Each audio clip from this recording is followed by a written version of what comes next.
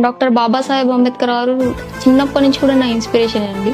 ఒక దళిత సామాజిక వర్గంకి చెంది సొసైటీ నుంచి ఎంతమంది ఎన్ని ప్రెజర్స్ చేసినా నా జాతి కోసం నేను పోరాడి నా జాతి అందరికీ సమాన హక్కులు ఇస్తాను అని అతను నడిచిన విధానం నాకు ఎప్పుడు ఇన్స్పైర్ ఉండేది. అతని చదువు వల్ల ఇన్ని కోట్ల మంది భవిష్యత్తు మారినప్పుడు నా చదువు వల్ల నా కుటుంబం నా భవిష్యత్తు మారదా అని ఒక థాట్ వచ్చేది.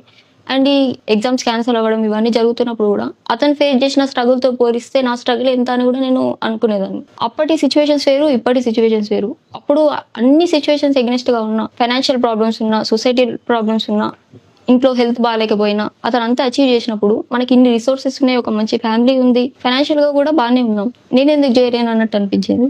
బీ ఎడ్యుకేటెడ్ అని అతని కొటేషన్ కూడా నాకు ఎప్పుడు ఇన్స్పిరేషన్ ఇచ్చేది.